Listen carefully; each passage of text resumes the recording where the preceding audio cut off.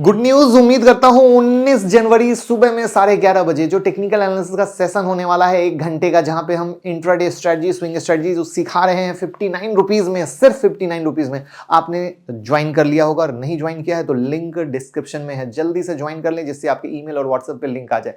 Limited seat available है। Hello everyone, कैसे हैं आप सब और क्या हाल समाचार हैं आपके। देखिए, एक और नया आईपीओ खुल रहा है जिसके बारे में आपने सुना होगा, स्टेलियन इंडिया। 16 जनवरी को खुल के 20 जनवरी को बंद हो जाएगा। उससे पहले जो भी आईपीओ है उसके बारे में हमने चैनल पे कवर कर लिया है। अगर आपने नहीं देखा हो तो भैया चैनल पर देख लीजिएगा और चैनल को सब्सक्राइब कर लीजिएगा। तो कहानी क्या है, कैसा है आईपीओ, अच्छा है बुरा है, हर चीज को हम कवर करने वाले हैं। 2002 में कंपनी शुरू हुई थी। तो इनका बिजनेस क्या है, रेफ्रिजरेंट और इंडस्ट्रियल गैसेस और उससे रिलेटेड प्रोडक्ट को बेचना इनका धंधा है।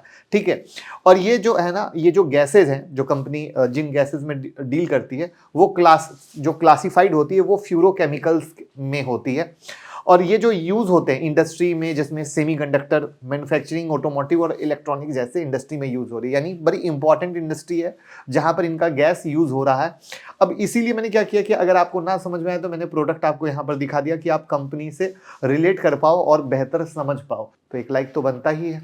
अब ये कहाँ कहाँ यूज हो रहा है वो भी मैंने यहाँ पर दिखाने की कोशिश की है। अब सवाल ये आता है कि ये जिस काम को कर रहे हैं उस इंडस्ट्री का ग्रोथ कैसा है। तो सबसे पहले हम ग्लोबल मार्केट का अगर ग्रोथ निकालने की कोशिश करें तो 9 से 11% का ग्रोथ आने वाले 5 साल में हम देख पा रहे हैं। जबकि एक इंटरेस्टिंग पता है क्या है, 2019 से 2024 तक फ्लैट ग्रोथ रहा, मोटा मोटा 3.5% CAGR का। इंडियन मार्केट में देखें तो सेम कहानी 9% का था, बट अब आने वाले समय में ये 16 से 18% का CAGR, यानी अब एक फर्क करना है, यहाँ पे 9 से 11 है, यहाँ 16 से 18 है। तो बहुत इंपॉर्टेंट ग्रोथ हमको इंडियन मार्केट में दिखती है। और इंटरेस्टिंग क्या है, 85 से 90 रुपए का प्राइस बैंड, जो आप सब एकदम सस्ता वाला शेयर ढूंढते हो ना, तो यही सस्ता वाला आईपीओ आपकी भाषा में 16 जनवरी से 20 जनवरी के बीच में, जहां पे 199 करोड़ के करीब का इशू साइज, यानी छोटा इशू साइज, छोटा प्राइस बैंड। तो पब्लिक डिमांड तो बहुत होने वाली है। तो अच्छा बुरा क्या है कभी देखना मत भूलिएगा, जिसमें 38 करोड़ का ऑफर फॉर सेल और 160 करोड़ का फ्रेश इशू, यानी फ्रेश इशू सबसे ज्यादा है, जो अगेन अच्छी बात है। आईपीओ अप्लाई करने के लिए डीमेट अकाउंट होना चाहिए। और आप लोग कहते हो ना आईपीओ लगता नहीं है, तो आईपीओ लगेगा कैसे, पूरे फैमिली के अकाउंट से अप्लाई कीजिए तो लगने के चांसेस रहेंगे। तो डीमेट अकाउंट का लिंक डिस्क्रिप्शन में है, ओपन कर लीजिए पूरे फैमिली का और अप्लाई कीजिए, चांसेस इंक्रीज हो जाएंगे। तो यहां पर अब हम देखते हैं इनका एसेट ईयर ऑन ईयर पे इंप्रूव हुआ, रेवेन्यू इंप्रूव हुआ, प्रॉफिट आफ्टर टैक्स इंप्रूव हुआ, नेटवर्थ इंप्रूव हुआ और कर्जा भी बहुत खतरनाक लेवल पर इंप्रूव हुआ है। रेवेन्यू के बाइफर्केशन में देखें तो मेन धंधा इनका गैस और उससे रिलेटेड प्रोडक्ट को बेचने का है, जिससे 87% का रेवेन्यू इनके पास आ रहा है।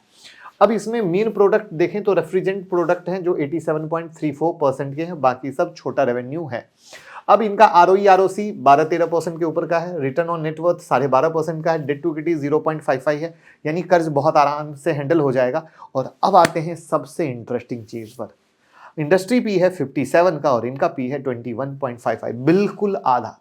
तो चीजें इंटरेस्ट होती जा रही हैं। आपका भी इंटरेस्ट आ रहा होगा, लेकिन मेरा इंटरेस्ट है सबसे लास्ट में कंपनी के निगेटिव पे, जहां पे अगर हम पीयर कंपैरिजन करें तो आप पाओगे कि इनका अर्निंग पर शेयर काफी कम है, बट एक छोटी कंपनी के हिसाब से आगे एक हम मानते हैं कि ग्रोथ कर सकता है, शायद ऐसा दिखे। तो अब क्या पीयर ने रिटर्न दिया है, तो आंसर है नो। पिछले 1 साल में पीयर ने रिटर्न ही नहीं दिया है, ये भूलिएगा बिल्कुल मत। तो अब पैसे का क्या करेंगे, तो वर्किंग कैपिटल रिक्वायर्ड है, छोटी कंपनी है, कैपिटल एक्सपेंडिचर करेंगे। तो अगेन ये सारी कहानी है। और ओएफएस का पैसा कहां चला जाएगा, जो इन्वेस्टर या प्रमोटर अपना माल बेच रहे हैं उनके पॉकेट में। तो अच्छा बुरा क्या है, तो अच्छा तो सबसे पहले यही है कि उन सेक्टर को सर्व कर रहे हैं जो सनराइज सेक्टर है, यानी भविष्य का सेक्टर है, राइट। तो पॉजिटिव हो गया। ग्लोबल मार्केट 9% CAGR से ग्रो करेगा और इंडियन मार्केट 18% CAGR से ग्रो करेगा, ये सेक्टर का, जो बहुत अच्छी बात है। 80% फ्रेश इशू है, जो अगेन बहुत अच्छी बात है, राइट, क्योंकि वो पैसा कंपनी के अंदर जाएगा, कंपनी पे काम होगा। वैल्यूएशन रेशियो तो देख लिए, बहुत ही जेन्युइन लेवल पे अगले आ रहे हैं, ठीक है। पी इनका बहुत सही है, जो ROE ROC है वो बहुत सही है। पैसा कहाँ यूज करेंगे उसका एक प्रॉपर प्लान है जो आपको हमने दिखाया। तो अब कमजोरी क्या है, जिसपे मेरा फोकस हमेशा यहाँ पे रहता है। लेकिन पता है, अगर आपको कोई भी स्टॉक मार्केट की न्यूज चाहिए तो टेलीग्राम से जुड़ जाइएगा। ये ब्लू टिक वाला टेलीग्राम है, बहुत सारा फर्जी आता रहता है, तो यहाँ सारी न्यूज आपको मिलती रहती है। तो अब कमजोरी को देखते हैं कि भैया सारे फाइनेंशियल सही हैं, रेवेन्यू इंक्रीज हुआ है, बट प्रॉफिट क्या है, एक होता है लगातार इंप्रूव करके लगातार बढ़ना, एक होता है थोड़ा कभी बढ़ा थोड़ा गिरा, थोड़ा बढ़ा कभी गिरा। तो वो चीज एक कंसर्न का विषय है कि आगे आने वाले समय में अगर इस बार ग्रोथ दिखाए तो हर बार आगे ग्रोथ दिखेगा या नहीं दिखेगा। कंपनी का कर्ज इंप्रूव हुआ है पिछले 10 सालों में और छोटी कंपनी के साथ थोड़ा सा डर रहता है कि क्या अपने कर्ज को सही तरीके से मैनेज कर पाएंगे या नहीं कर पाएंगे, राइट है। अब चूंकि कंपनी का मेजर रेवेन्यू कहाँ आ रहा है, रेफ्रिजरेंट गैस से आ रहा है, तो अब क्या हुआ कि कल के डेट में अगर कोई भी डिमांड कम आती है तो क्या होगा, कंपनी के रेवेन्यू पर असर दिखेगा और कंपनी का रेवेन्यू पे असर दिखेगा तो कैश फ्लो अर्निंग सब घट जाएगा, तो शायद स्टॉक परफॉर्म ना कर पाए। ठीक है, उसके बाद जो कंपनी अपने सबसे ज्यादा पैसा खर्च करती है वो रॉ मटेरियल पे करती है, और अगर रॉ मटेरियल का प्राइस बढ़ा तो क्या होगा, सीधा धंधे पर असर आएगा, जिसको मैंने यहां से दिखाने की भी कोशिश की है, परसेंटेज ऑफ टोटल रेवेन्यू। ठीक है, जिसमें कॉस्ट ऑफ रेवेन्यू जो आप यहाँ पे आप पा रहे हो वो 87.90% का यहाँ पर मैंने दिखाने की कोशिश की है। तो यानी आप देख पा रहे हो कि भैया रॉ मटेरियल में बहुत ही ज्यादा जा रहा है। अब क्या हो रहा है, चाइना से ये सारा रॉ मटेरियल इंपोर्ट करती है और चाइना के साथ कहानी, रिस्ट्रिक्शन की कहानी आपको पता ही है, लफड़ा चलता रहता है, तो अगेन क्या होगा, वो इम्पैक्ट होगा।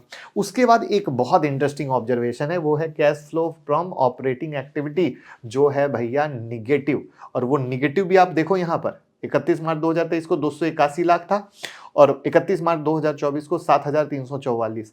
तो इतना बड़ा ये गेम कैसे हुआ, ये लाख में फिगर है, भूलिएगा मत, यहाँ पे लाख लिखा हुआ है। तो ये बहुत इंपॉर्टेंट है क्योंकि ऑपरेटिंग एक्टिविटी निगेटिव नहीं रहनी चाहिए अगर कंपनी स्मूथ तरीके से काम कर रही है। तो अब ले दे के कहानी क्या है, तो कहानी ये है कि 21 रुपए का जीएमपी अभी बन चुका है, प्राइस बैंड 90 का है, तो 111 का लिस्टिंग, यानी मोटा मोटा 23% का आपको लिस्टिंग गेन दिखाने की कोशिश कर रहा है। बट जीएमपी कभी भी गारंटी नहीं होती है, तो चीज़ें काफ़ी अच्छी हैं बट चीज़ें कहीं कहीं अटकी हुई हैं। तो आपको पता है जैसे जैसे टाइम पास आएगा मैं उस पर और भी अपडेट दूंगा, तो आप हमसे जुड़े रहें, मैं आपको सब बताता रहूँगा टेलीग्राम पे भी और हर चीज़ पे। बस वीडियो को शेयर कीजिए।